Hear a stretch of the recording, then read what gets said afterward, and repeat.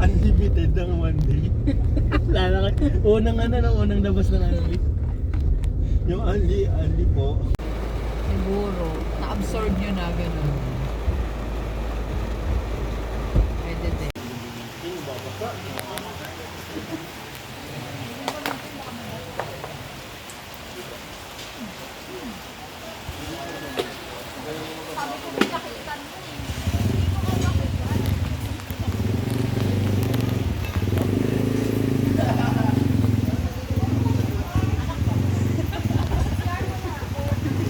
Last 5 na water release natin.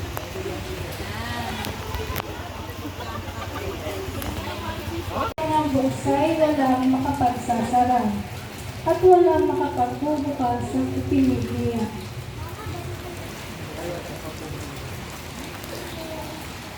Itatayo ko siya parang haligi ng tolda.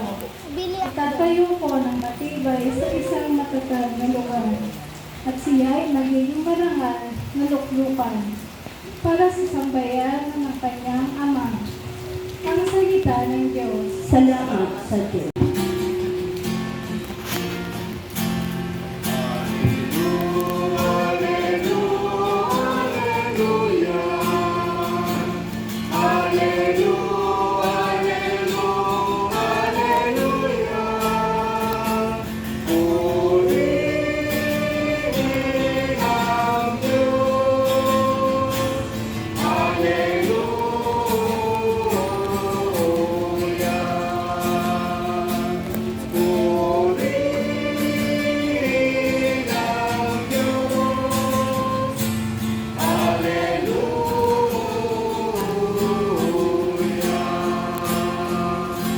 Lahat. Magandang hapon po. Magandang hapon. First time ko dito sa lugar ng sa Padre Pio. Ano pala, maraming tao ang dumarayo dito.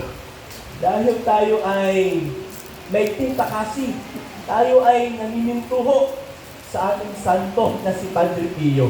At sa pamamagitan ng mga panalangin at intersesyon ng santong ito, tayo ay dinidinig ng ating Panginoong Jesucristo, ng ating Diyos na buhay. Nakakatuwang tingnan na sa ating pang-araw-araw na pamumuhay, napakarami nating rason para magpasalamat at magpuri sa Diyos. Ang biyaya ng buhay, ang biyaya ng pagkakataong makabisita sa lugar na ito, ang biyayang tayo ay magkakita-kita kahit tayo ay hindi magkakakilala. Ang mga ito ay mga rason para pasalamatan ng Diyos. At dahil dito, ang Diyos ay ating papurihan, siya ay ating palakpakan.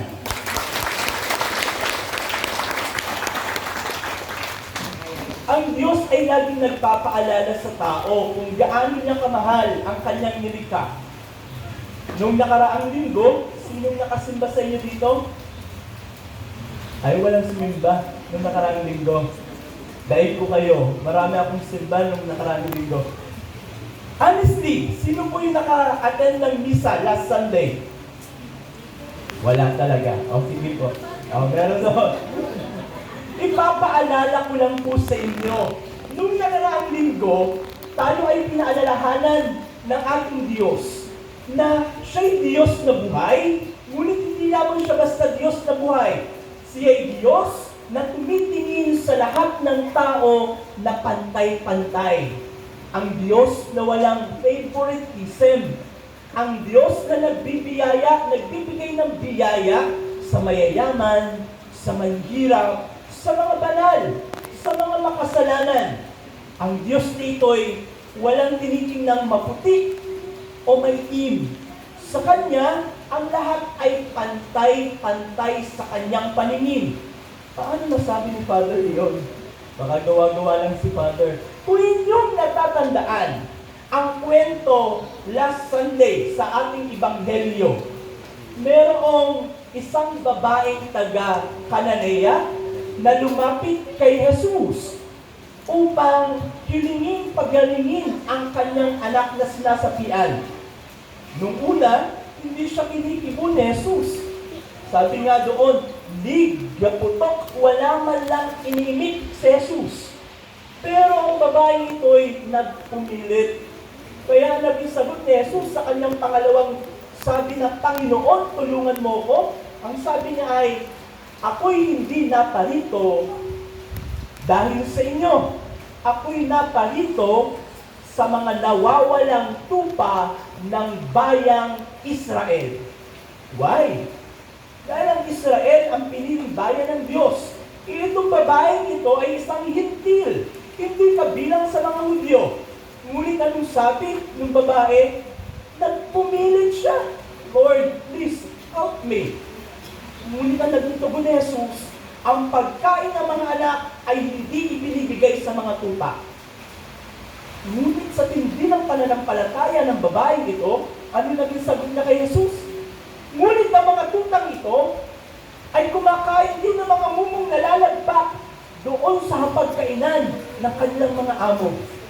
Kaya sabi ni Jesus, maaaring mangyari ang lahat ng iyong kahilingan dahil sa iyong pananampalataya. Ang iyong anak ay gagaling. Sa ating Diyos, ang tinitingnan ng ating Panginoon ay hindi ang ating mga kasalanan, hindi kung saan tayo nagmula, kundi ang tinitingnan ng ating Panginoon, gaano katindi ang ating pananampalataya. Kung paano tayo lumapit sa ating Panginoon, sa ating mga pangangailangan, kung paano tayo lumalapit sa Panginoon upang magpasalamat. Yan ang pagtingin ng Diyos sa bawat isa sa atin. Ang Diyos na buhay, ang Diyos na nagbibigay biyaya sa lahat ng tao. Sabi nila, lalo tigit, kadugtong ng ating selebrasyon ngayon, itong Diyos na ito ay nagpapakilala muli sa tao. Ngunit ang gusto ng Diyos, lalo tigit ni Jesucristo, magmula sa atin mismo, magmumula kung paano natin siya ipapakilala sa buong mundo. Kaya naman, itong Diyos na buhay ay nagtanong sa kanyang mga alagad, sino ba ang anak ng tao ayon sa mga tao? Wari bagay, sabi ni Jesus, sa inyong mga naririnig mula sa mga marites, sino daw ako? Anong sagot ng mga apostol? Simple, kayo daw po si Juan Bautista, kayo daw po si Elias, kayo daw po si Jeremias, o isa sa mga propeta. What do you think the reason why the apostles answered this way? Simply because yung mga marites during that time, yung mga taong nakakarinig at nakakakita kay Jesus, ang alam lang nila, si Jesus ay nagpapahayag ng salita ng Diyos. Si Jesus ay nagtuturo ng kautusan ng Diyos. And this is the work of the prophet. Kaya ang akala nila, si Jesus ay isa lamang propeta. That's why Jesus asked the apostles. Tinanong niya ang kanyang mga alagad, ang kanyang araw-araw na kasama, ang kanyang araw-araw na nakakausap. Sa inyo, sino ako? And Peter, si San Pedro, directly answered Jesus. Personal answer ni Pedro, ikaw si Kristo, ang anak ng Diyos na buhay. Peter answered this way because of his personal encounter with our Lord Jesus Christ. Dahil sa kanyang personal na karanasan na meron kay Kristo. Si Pedro ang laging kasama ni Jesus kung paano siya nagmimilagro. Si Pedro ang tinulungan ni Jesus nung siya'y nalulunod. Unti-unti nalulunod nung siya'y naglakad sa tubig. That's why Peter was convinced that Jesus Christ is the Son of God. Nakakatuwang tingnan sa ating pang-araw-araw na buhay, sa ating experience sa buhay. Kayo, hindi ko kayo kilala at hindi niyo rin ako kilala. Kapag tinanong kayo ng inyong mga kasamaan sa bahay o kaibigan, nung kayo umattend ng misa sa Padre Pio, sino nagmisa? Sasabihin niyo yung pangalan ko, pero hindi niyo ako o hindi nyo masasabing kung sino talaga ako. Yes, malalaman nyo ang pangalan ko. But in reality, hindi nyo ako kilala. Kaya masasabi niyo, si Father Lester. Sino si Father Lester? Tuldok na. Hanggang doon na lamang iyon. But try to look at your left and right. Yung mga yan ay kasama niyong pumunta dito. Meron kayong personal encounter with them. Kaya pag tinanong ko kayo kung sinong kasama niyo, marami kayong may kukwento tungkol sa akin. Ito si ganito. Ito yan, mahilig yan sa ganito, naglalaro yan ng ganito. Marami kayong may describe tungkol sa inyong kasama because they knew them. Kilala niyo sila. You have the personal encounter sa kanila.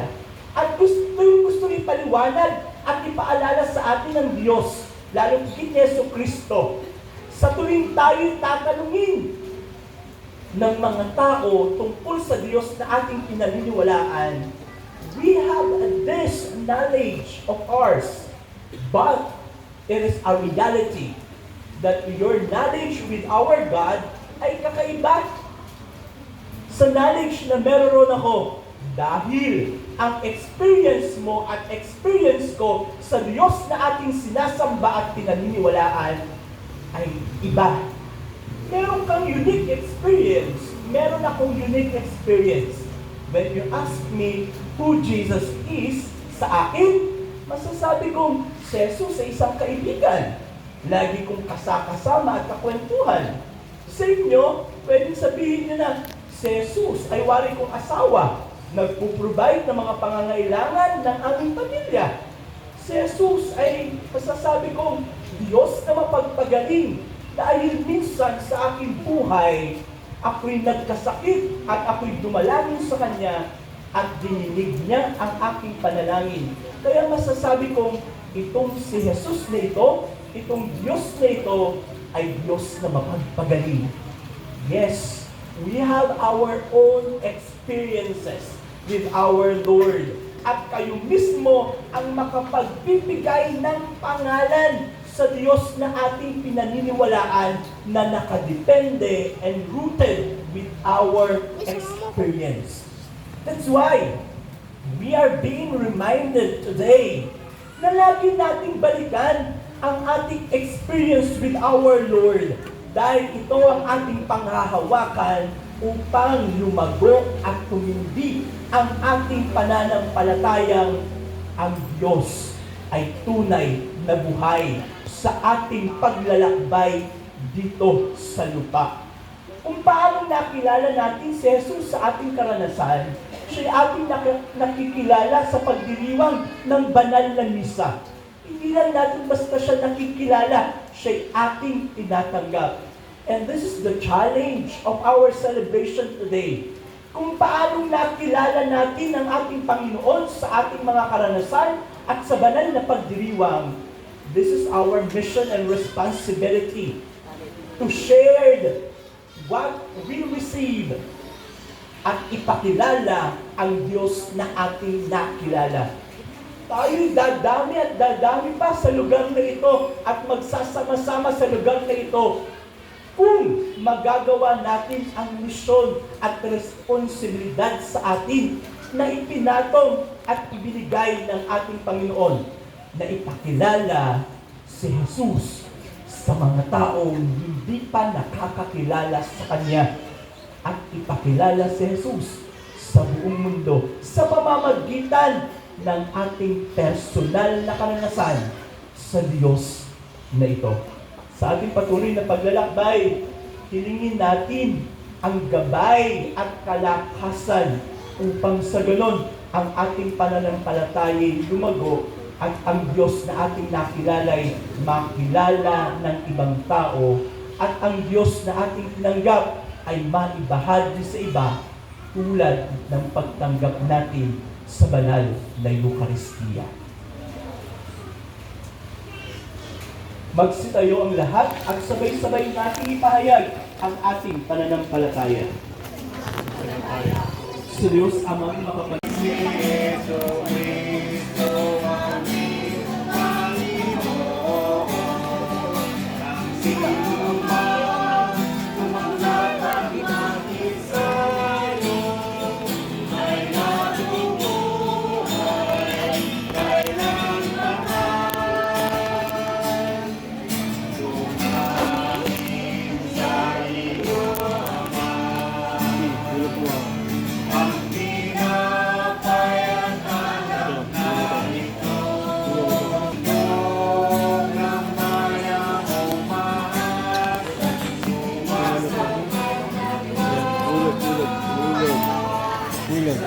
daw.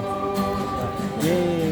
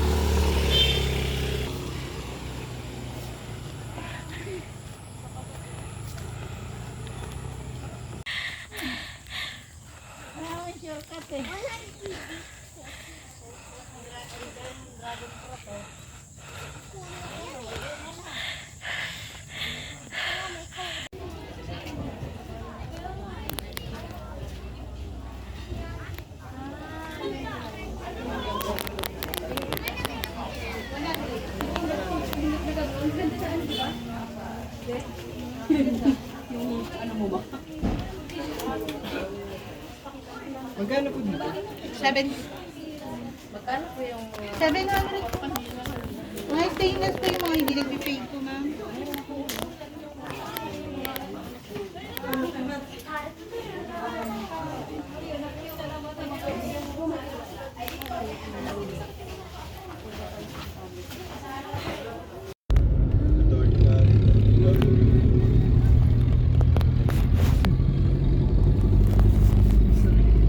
Maganda pa yung kay Tulfo dati. Ikaw na ang...